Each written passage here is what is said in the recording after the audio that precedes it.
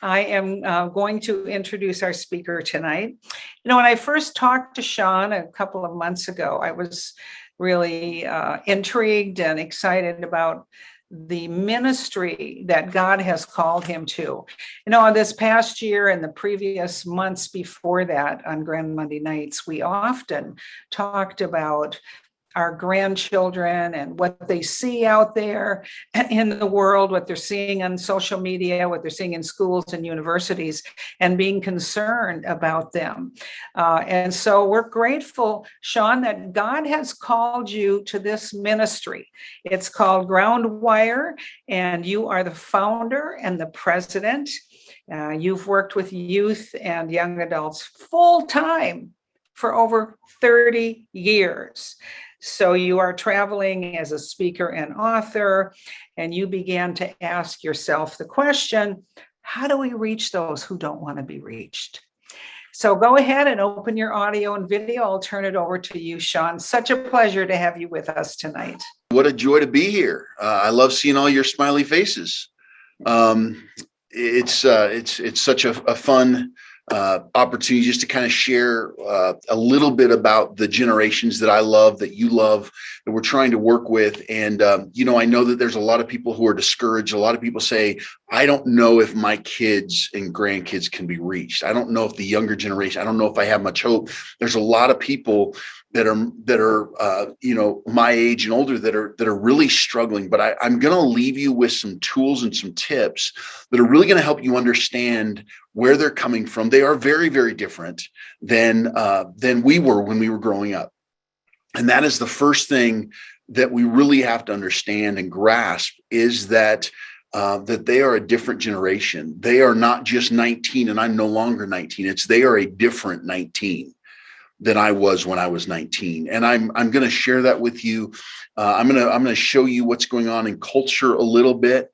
And then I'm going to give you some tips, and I'm going to share with you some stuff that'll bring you a lot of hope, because God is moving in a very dramatic way in our nation with this age bracket.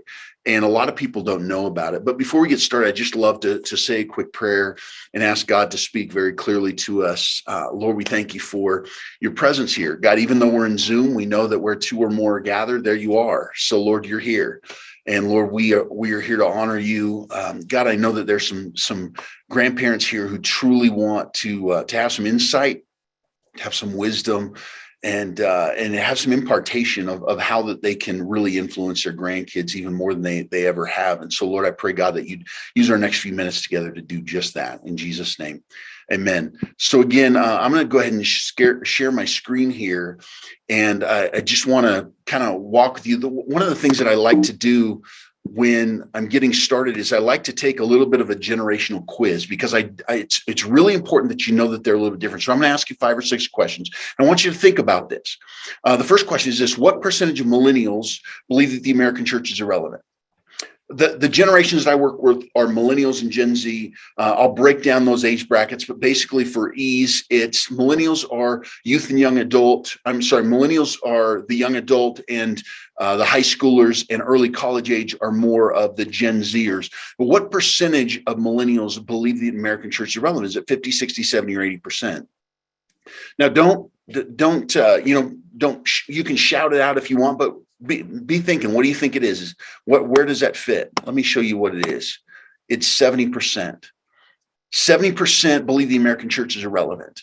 Now, again, it doesn't say that they hate the church. They just don't see a purpose in it. And that's really important to maintain and to understand. If they don't understand what the purpose is in it, we don't go to places that we consider to be irrelevant. I have not been to a laundromat since I bought a washing machine, because the moment I thought I could do it on my own, I thought I don't need that place anymore. One of the challenges that we have with the younger people is they are trying to bootstrap it. They're trying to do it themselves. I can handle this. I don't need anybody. I'm independent. And so because of that, they're avoiding the church. We need to understand that. I'm not saying that we agree with them, but we need to understand where they're coming from. Second question is, the Barna Group has identified Gen Z as the first generation that's truly post-Christian. What percentage have a biblical worldview? What do you think it is? 4, 14, 24, 34%. Well, I have bad news. It's 4%. Only 4% of high schoolers in the early college age have a biblical worldview. And by the way, biblical worldview starts with two primary concepts. The first one is that the Bible's true, and the second one is Jesus is the only way to get to God. Only 4% believe that. So again, that could be discouraging, but there's good news coming. Don't get upset with me. Well, what percentage of those in Generation Z believe that lying is morally wrong? What do you think it is? Think about that. 34% of the younger generations believe that lying is morally wrong. Now, when I was growing up, I had a problem lying. I would actually call myself a liar. I was a liar. The difference was I knew it was wrong. This generation doesn't necessarily know that. Think about that with your grandkids. Suicide rates among those between the ages of, I'm trying to move my screen here so I can see what that number is. 15 to 24 grew how much between 2007 and 2018? It actually grew 37%. Now, again, that is pre-COVID.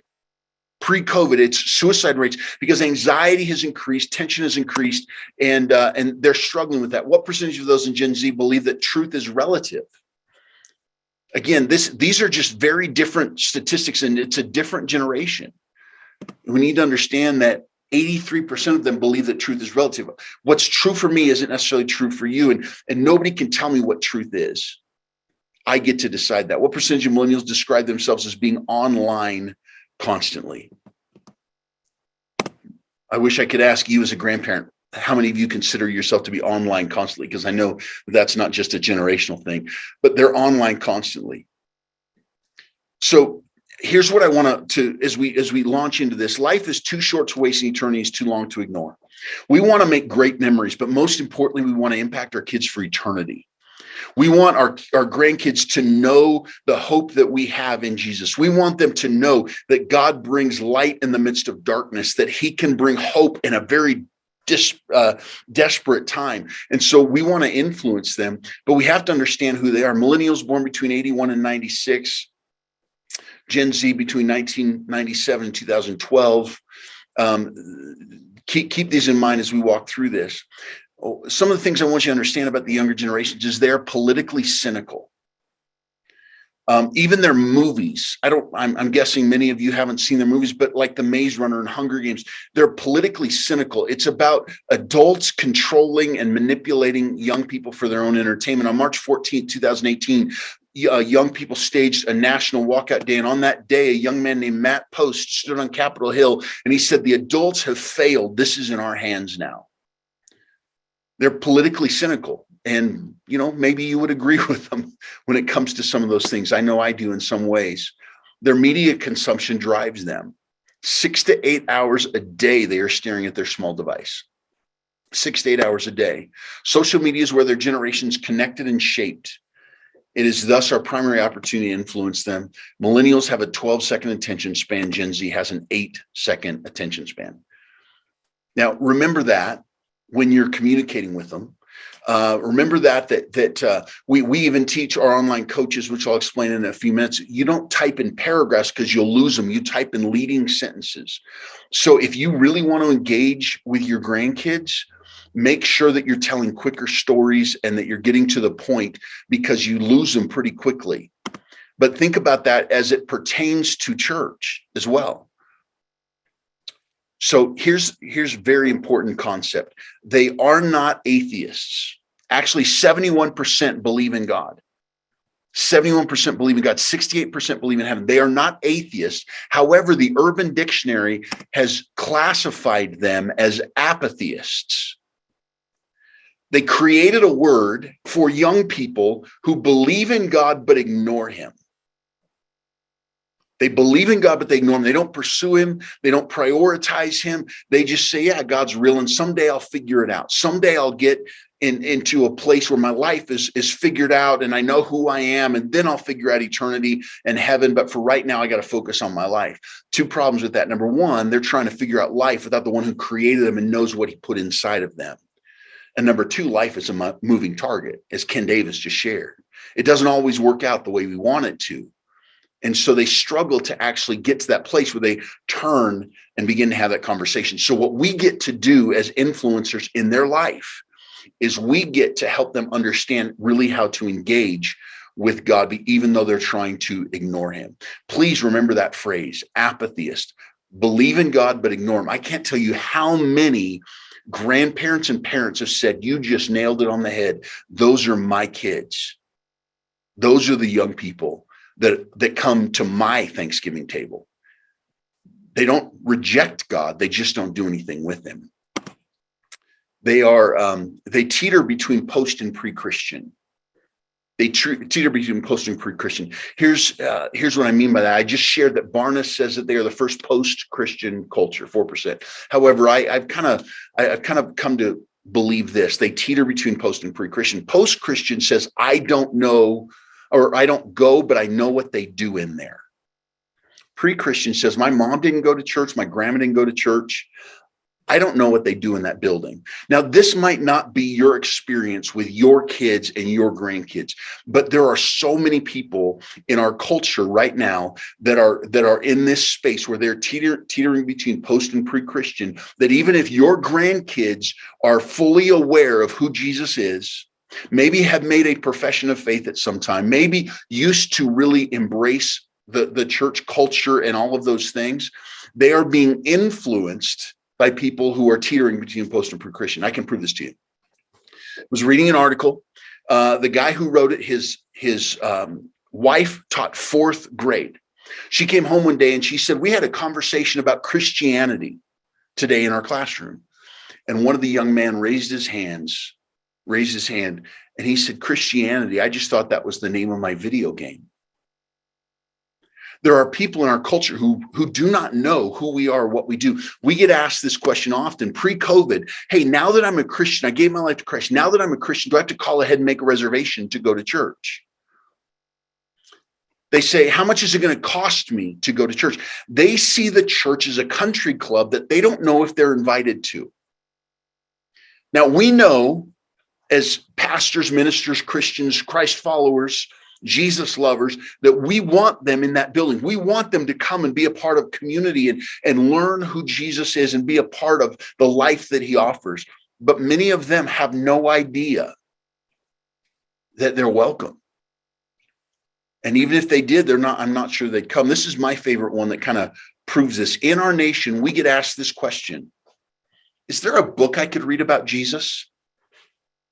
We've had it 2 times in the last couple of months. One said, hey, I'm really interested in Jesus. Is there a book I could read about him? And the coach said, hey, have you ever read the Bible? And this young person said, Jesus is in the Bible?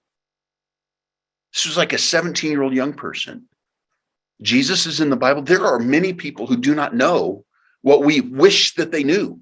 That we're starting with these assumptions about what they understand. The other one was this. Well, have you ever read the Bible? And the comment was Bible. I thought that meant like really important book, like the Bible for mechanics. And our online volunteer said, no, it's a really important book, but it's about God and his plan for your life. You need to, I would really encourage you to understand that in culture, many of them are being influenced this way. They don't understand what we grew up understanding. I grew up with heathens in my high school, and I was a believer. They didn't go with me to church, but they knew who we were and they knew what we stood for. Many of them don't. So that's very important to remember as we're having these conversations. Their view of God is very different than we wish it was. They want to embrace a God who's created in their own image. They don't want to admit that they're created in the image of Almighty God who has a plan for their life and knows exactly how to walk it out. They want to serve a God that is created in their image. They want a faith that does not make them, or they want a faith that makes them comfortable and doesn't challenge them. It's kind of sad to me. They don't want God to be God. They want to call the shots. They want a faith that doesn't challenge their opinions about right and wrong. They want a faith that doesn't disagree with their thoughts and identity or gender. They don't want a religion that puts them in a position to disagree with their peers, as well. They don't care about disagreeing with their parents and their grandparents, the older generation, but they don't want to disagree with their peers. Ran across a statistic last year that said, I believe it was 59% of millennials, self-proclaimed Christian millennials, 59% say that evangelism is wrong. The reason that is because they say, I know Jesus is right for me, but I can't tell you that Jesus is wrong for you. You're going to have to, you get to make your own decisions. So that's a major issue, because it does make you actually wonder, well, are they truly saved if they don't believe Jesus is the only way? That's the view of God that they're pursuing. One of the words out there, I don't know if you've heard this, the nuns, N-O-N-E-S, they're on the left side. That is the fastest growing classification of spirituality in our nation. It's not Muslim, and it's definitely not Christian, and it's not atheist, it's nuns. I don't know what I associate with. 36% of the younger generations would classify themselves as nuns. But saying you have no religion is not the same as admitting that you're atheist or secular. They just don't identify with a particular religion. You want to know what nun is? Nuns is really a woke word for agnostic, because we use the word agnostic. The difference was when my generation used the word agnostic, it said, I don't know what I believe, but I'm going to figure it out. When the younger generation says none, I don't associate with anything, but it's not really a priority to me. So that's really, there's this theme of apathy, and I really am not engaged in my faith, and it's not a priority to me, is permeating the younger generations. And the best thing we can do for those who grew up in the church is we help them ignite that faith inside of them that's lying dormant there. And for those who are not walking with Jesus, we show them what an authentic faith with Jesus truly looks like. Their religious beliefs, 71% are absolutely certain or fairly certain that God exists. 39% have no religious affiliation. 68% do believe in heaven. I know these two on the left, that surprises a lot of people, because the media wants us to believe that they're all atheists. They're not. 65% would claim to be Christian, but less than 1 in 5 can tell you how to become one. On a government form, before I don't know if they're giving you the opportunity, none. This is a statistic is a couple years old, but they said, I'm not a Muslim, I'm not an atheist. I got to be something. I guess I'm a Christian, but they can't even tell you how to become one. And so it's they think it's, mental assent. I choose this as opposed to I surrender to. 65% rarely or never attend church. Why does the church struggle to captivate them? Number one, they rely on an invitation into the church. They invite them to a place they've already voted and said it's irrelevant. The message of the church is relevant. Jesus is absolutely relevant. But the old model of ministry used to be, let's get them to a crusade or a campus club or a church, and then we'll tell them about Jesus. And now the model is, let's tell them about Jesus and then convince them that they need community. It's switched.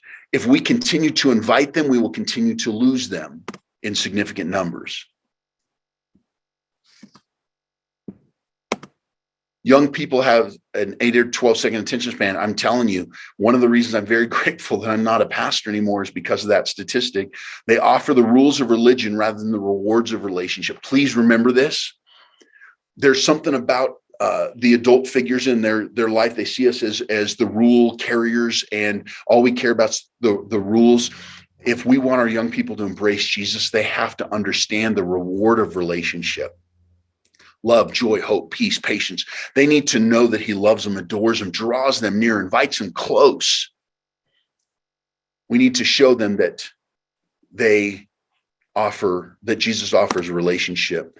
And it's about, they perceive it to be a monologue, not a dialogue. Young people want to converse. And I promise you this, if they feel listened to, they will listen to you. But the moment they feel you're not listening, you're just talking, they will shut you down.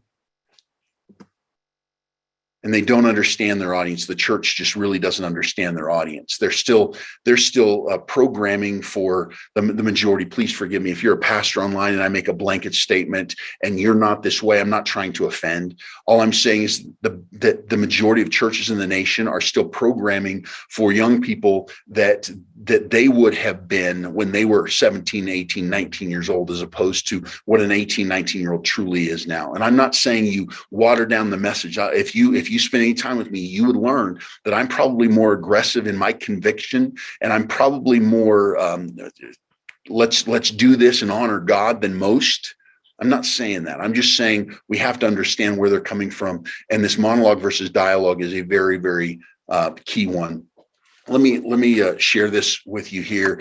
I was thinking as I was preparing to share with you, I know that Christmas is coming up, and I know that many of you are going to be around your kids and your grandkids. They're going to walk through the door, and not only do you want to make memories, but you want to have those meaningful conversations.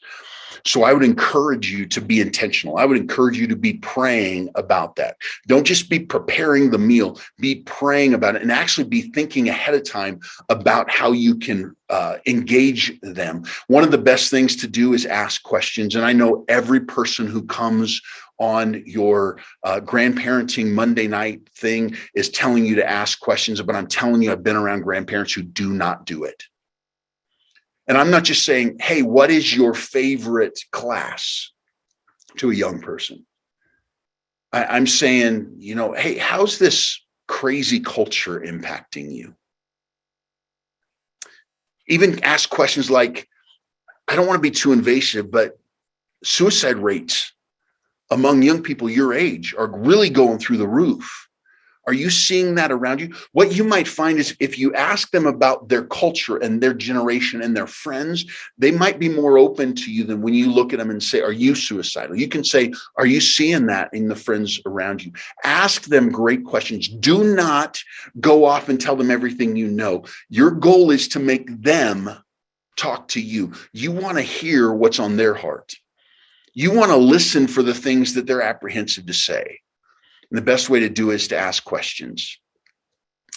As you sit around, just say, hey, how's culture affecting you? It's a pretty crazy world. So ask great, be thinking ahead of time. Write down 4 questions that you can ask when you're with them. Second one is ask them, or you need to make sure that they know what you are for, not just what you're against. We have the church, Christians have a radical reputation of everybody knows what we hate. Nobody knows what we love. And hopefully that does not come through. Hopefully they know grandma and grandpa love them and love the world and love Jesus and all those things. But be careful the way you communicate with your kids, because I've actually talked to multiple teenagers and 20-somethings who have said that their grandparents, in trying to find the way to encourage them, have actually discouraged them, because instead of saying, you are a beautiful young lady and I love you, they say, you know what? If you wouldn't have gotten all those tattoos, you would have been a beautiful young lady. If you wouldn't have made those mistakes, make sure that you are leading with this appreciation for them. We know that culture kind of gets under our skin sometimes, and sometimes we look at the younger generations and we don't understand them. Don't express that. Find the time, find the strategic ways to say what you care about and what you love, because this is a generation that wants to embrace a cause, not just run from something that they don't like. Make sure that they catch you living with authentic faith. Meaning, don't just, be honest about the fact that you love the Lord, but you don't just love the Lord because you want to preach at them that they're going to hell, which again, you might say, oh, nobody would do that. I know grandparents that have done that. They have so desperately wanted to get their kids saved, their grandkids saved, that they kept talking about where they were heading if they didn't get saved, as opposed to letting them know, if you want to be an evangelist, don't be an evangelist because you're trying to win people away from hell. Be an evangelist because you're so in love with Jesus that everybody else wants to see that. Just talk about it authentically, authentic faith. Talk about what God's been teaching you, rather than go out of your way to communicate to them that that they need to hear something. Well, I was driving up in the mountains one day, and I was having this conversation with the Lord, and I said, I was driving up. I live in Colorado. I was driving up to see some friends who were in town from Houston, and I was talking to the Lord, and I said, God, thank you. I have some amazing friends. I love these people. Thank you for giving me so many amazing relationships. And I felt like the Lord just kind of whispered to me, and He said, you get to spend this day with me too. You're going to be in the car for 2 hours with me. And it was like this light went on and this conviction, like, do I really love these people more than of course not. But I didn't wake up in the morning thinking I get to spend time with Jesus. And when I share that with my kids, they can't reject that because that's what God was teaching me. And I can do that in a conversational way. And then I would really encourage you to look for one-on-one conversations. If you want to, if their parents are around, they might not be as open, but if you can, grab some time with them, whether they're helping you put the dishes away, or, you're throwing a ball, or you're just sitting down, just start to have a conversation. How you doing? You doing okay? They're going to respond differently when it's just them than when they're around their siblings and when they're around their parents and their friends. Lastly, ask them, how can I pray for you? It's just such an authentic way to say, hey, I care about you. You're going back to college. How can I be praying for you? And then follow up. Text them 3 days later. Hey, I'm still praying for you about that. And you're going to open those conversations. Maybe even make some time to over Christmas when they're home, college, whatever. Just take them on one-on-one dates and get them out there. My kids will talk. I'm not a grandparent yet. Getting closer though. But my kids will talk to me much more intimately when it's just me and them than when it's me and everybody else. So go out of your way to do that. I want to share. I told you I was going to leave you with some really good news. I hope that some of this might inspire you, give you some thoughts, and I'm happy to answer questions in a few minutes. But I want to tell you what God's doing with Groundwire. God is just blowing me away because, like I said at the beginning, there are so many people that believe that the younger generations are lost, and they're not. We don't need to convince them that He's real. 71% already believe in Him. We need to remind them that He's relevant. That was the subtitle for this talk. We need to remind them that He's relevant. How do we do that? It's because when God intersects their point of need, that's when He becomes relevant. When God helps them with their pain, heal their heart, that's when He becomes relevant. When God gives them peace in the midst of difficult circumstances, that's when He becomes relevant. The opportunities are amazing. Number one is people are more open to the gospel right now than they've ever been. Why? Because culture's a mess. Matthew 9:35-38. Jesus was identified as basically the disciples wrote this. They said He had compassion on them because they were harassed and helpless like sheep without a shepherd. Basically, Jesus looked at culture and He said, they don't know who to trust. They don't know who's telling them the truth. And the very next thing He said is, the harvest is ripe. Basically, when you find culture at a place where people don't know who to trust, when the rug has been ripped out from under them, when there's no peace, no hope, they don't know, which way's up, you find that people are more open to the gospel. Right now, people are more open to the gospel. But let me tell you, don't lead with theology, lead with the concept that that it's been a tough year and that God wants to be there for them and bring them comfort. Help them find that peace. The second opportunity is this: the younger generations do not come with hangups about Christianity. They haven't rejected the true Jesus. Most of them have never been exposed to Him. Now I know this audience might be different because many of you probably have Christians in your family, but this is a cultural statement. But let me just share this. I really feel like I'm supposed to share this with you. There are some of the young people in your families that you believe that are telling you they're atheists. Let me just tell you, many of them are not. There's two types of atheists in the world. There's the aggressive evangelistic atheist who thinks you're an idiot if you believe in God. But the majority of people in our nation who claim to be atheists are just trying to throw up a wall to keep mom and grandma from inviting them to church and talking about spiritual things. They had too much of it at some point. And let me tell you, at some point that wall is going to begin to crumble, and you need to be there with authenticity just to say to them, hey, I just want you to know that we can talk at any time. And I'm still praying for you. I'm not giving up on you. And God still has a plan for your life. And there's times when you might actually look at them and you might actually say this to them: you know what? You can't fool me. I know that you're thinking about some of these things. I mean, God might lead you to do some of those things. The third opportunity is this: they're addicted to their devices. I have pastors who say we can't get them to go to church, and my response is, but you can't get them to put down this device. And so that's how God's using us. The delivery is really important if you're going to reach this generation in mass. Now, if you're going to reach them in your home, you don't need these keys, but if you're going to reach them in mass, you need to understand it's not about the building, it's about the device. The same way Amazon is controlling them, the same way politicians are winning elections, the same way pornographers are stealing innocence, we can use this device to communicate the message that God loves you, has a plan for your life. One of our taglines is, when life hurts, Jesus cares. The delivery is very key. The second one is messaging. Again, if you start a conversation around the dinner table and you say, hey, who wants to have a conversation about theology? You're probably not going to get a great response. But if you start authentically and say, man, this has been a rough couple of years, isn't it? Hasn't it? How's that affected you? Let me tell you, in the midst of that, God's been so near and dear to me. You authentically express that. And the third thing is the interaction. It's about the monologue. So what we do is we use this device to interrupt them. We invite them into a conversation, and we talk to them about Jesus. They believe in God, but they ignore him. So how do you get their attention? You interrupt them. What we do is we use, knowing that they're 12-second attention span, we use commercials that are 12 and 15 seconds to get their attention on the devices they're staring at, and we invite them into conversation. This is what it looks like. Why does life have to hurt so much?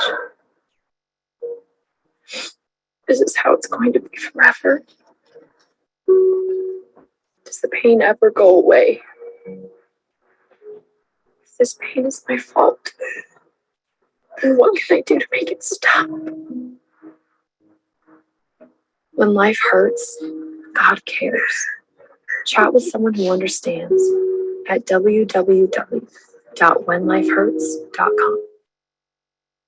One of the things I would encourage you to think about when you watch that commercial, think about it, is there are some people in the neighborhood that look like her. They're broken visibly, but there are some people who are going to walk into Christmas dinners and their smile and their mask are going to be perfect. But behind it, when they're in their bedroom, when they're in their dorm room, when they're in their car, they're breaking down.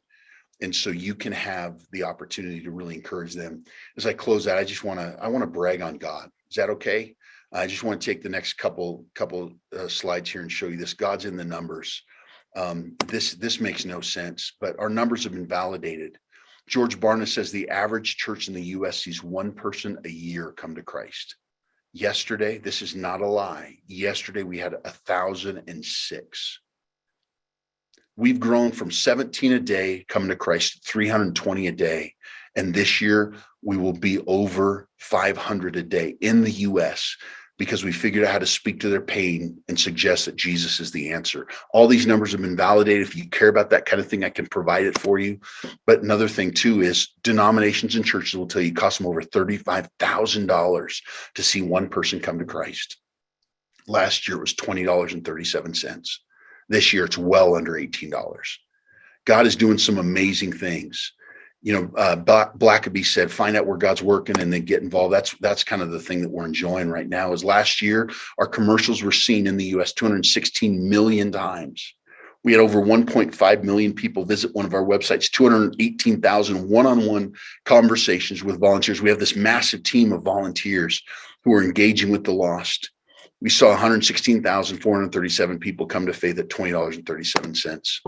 It's pretty amazing what God's doing. Just today, we topped 164,000 commitments to Christ for the year. We're setting daily records. We've been over 1,000 3 times in the last 5 days.